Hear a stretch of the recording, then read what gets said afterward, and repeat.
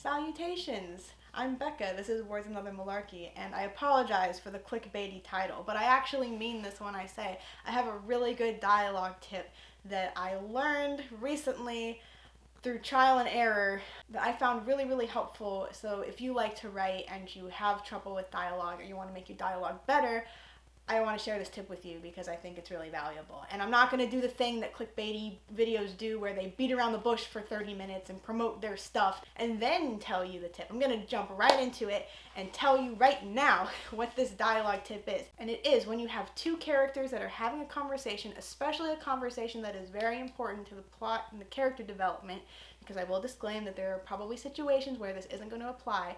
You need to figure out what each character wants from the conversation. Pretty simple, right? But here's the backstory. So I was writing a scene and I was really puzzling over the dialogue between these two characters because it didn't feel right. It felt like it was I don't know, just kind of clunky and going nowhere and just kind of that feeling, and something wasn't clicking, and it wasn't like a case where the dialogue didn't need to be there. It did. It was really important that these characters had this conversation. And that's another thing, is that sometimes dialogue isn't working because you need to cut it. It's the whole kind of kill your darlings thing, and it really just comes down to does it move the plot forward or does it show you something about the characters. So in this particular case, I needed the dialogue, and so it was argument happening between two characters, and I just couldn't figure out where I wanted it to go. It didn't seem to want to end naturally until I figured out that I never actually established at the beginning of the scene in my head, not in the prose, what these two characters wanted. Character A wanted character B to open up to him. Character B wanted to shut down the conversation and get character A off her back. So once I established that and thought it through, I was then able to figure out where the conversation needed to go from there. You see, even in everyday life, dialogue is a transaction. I mean, that makes it sound kind of capitalist, and I'm sure somebody can extrapolate that, but what I mean is, when you're talking to someone, it's usually for a reason. It's not necessarily that you want something from them, but you want something. You want to tell them about your day. You want to get to know them better. You want to complain, rant, vent, whatever. You usually want something. There's usually a purpose behind talking. Especially in a story, you want to avoid extraneous conversation. They're not going to talk about, oh, how was your day? Oh, good, blah, blah, blah. You don't want dialogue that doesn't serve a purpose.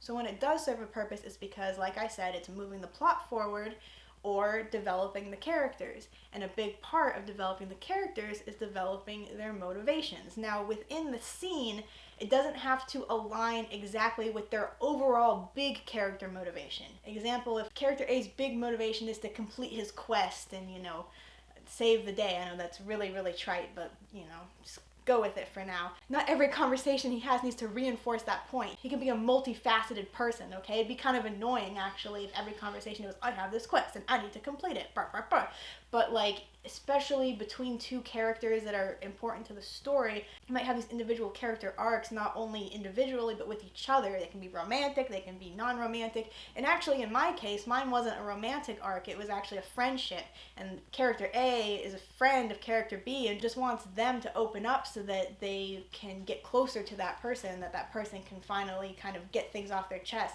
But character B doesn't want that. Character B wants to keep everything bottled up inside, so she deflects, and then character A just keeps digging. So the conversation can go one of two ways, and either way would show you something about the characters in the situation. Either character A succeeds in pressing the right button and you get this moment of catharsis where character B finally confesses how they feel, etc., or you get just this increased amount of tension because character B keeps deflecting until character A gives up, and then you just leave the scene at that, and obviously that should mean that it should probably build up to another scene where they finally do confess if you really want that emotional catharsis, which hopefully you do.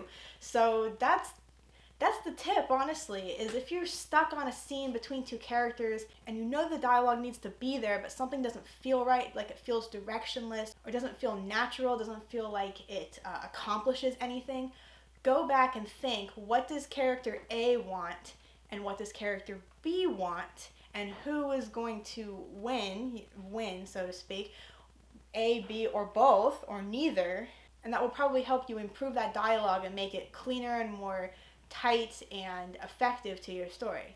So Yeah, that's probably like the fastest, most efficient video I've ever done. Wow, how about that? Tell me in the comments below if you have any great dialogue tips of your own, if this is helpful to you. If you like videos like this, because I would love to do more like quick writing tidbit type things. And also, and or, tell me what your favorite dialogue is from a book or a movie or a TV show. To me, the first one that comes to mind is the Battle of Wits scene from The Princess Bride. It is just, it's such good script writing. The dialogue is just flawless and, of course, hilarious and unexpected. And you really do know by the end, like, what each of these characters want. Even if you haven't seen the movie before, you can, like, work backwards and figure it out. But you definitely learn a lot about them as the scene unfolds. So, yeah, if you want good examples of dialogue, just go watch movies with good dialogue in it. And, of course, read books with good dialogue, too. But I find that it's valuable to explore all types of storytelling media, even if you only work in one.